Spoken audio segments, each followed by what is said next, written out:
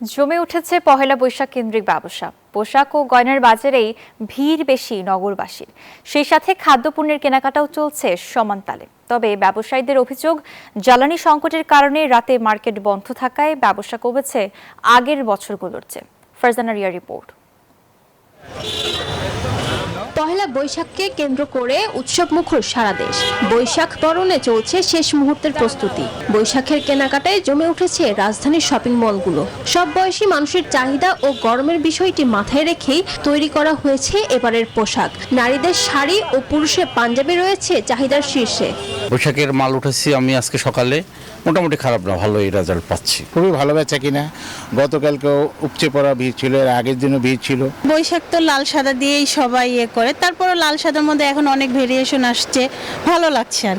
পোশাকের সাথে ম্যাচিং করে অন্যান্য অনুষঙ্গ কিনতেও ব্যস্ত ক্রেতারা। বেশি বিক্রি হচ্ছে গহনা এবং চুড়ি। উৎসবের আমেজ ছড়িয়েছে মুড়িমুখরির দোকানেও।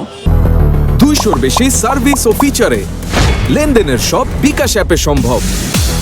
এবার চুড়িগুলো চলতেছে কাশ্মীরি চুড়িগুলা, তারপর লাল সাদা, তারপর অনেক হলুদ টাইপের চুড়িগুলো এবার বেশি চলতেছে। বৈশাখের মেলা এটা হচ্ছে বাঙালিদের একটা আবেগ, তো হচ্ছে একটা অনুষ্ঠান, তো সেখান থেকে হচ্ছে ঘুরবো ফিরবো। তো এগুলি অনেক খেয়েছি। এখন ছোটবেলার ঐতিহ্য ধরে রাখার জন্যই বাচ্চাদের এগুলি দেখানো, কেননা বাচ্চারা তো শিখবে না। প্রাণ ফিরেছে ক্ষুদ্র ও কুটির শিল্পের বিপণন কেন্দ্রগুলোতে। বিক্রি হচ্ছে বাঁশের বাঁশি, মাটির থালা বাসন, হাতের তৈরি ফুল, কুলা, হাত পাখা সহ নানান পণ্য। তবে দাম নিয়ে আছে অভিযোগ। ভিড় দেখলেই বোঝা যায় আসলে যে দোয়েল চত্বর মানেই হচ্ছে পয়লা বৈশাখ। মানে এটা একটা আমাদের উৎসবের একটা সময়, অনেক সময় দেখা যায় যে আমরা বাধ্য হয়ে নিয়েও নিই।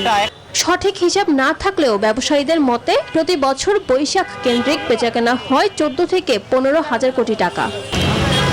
দেশে অর্থনীতি যেমন বাড়ছে, ঠিক তেমনি উৎসবের আয়োজনে নতুন মাত্রা পাচ্ছে পহেলা বৈশাখ। আর তাই তো এই উৎসবকে ঘিরেই বড় হচ্ছে ব্যবসাও। তবে জ্বালানির সংকটের কারণে আগেভাগে মার্কেট বন্ধের সিদ্ধান্তে পূর্বের মতো প্রত্যাশিত মুনাফা অর্জন করতে পারবে কিনা এ নিয়ে সন্দিহান ব্যবসায়ীরা। ফারজানা রিয়া, নিউজ 24, ঢাকা।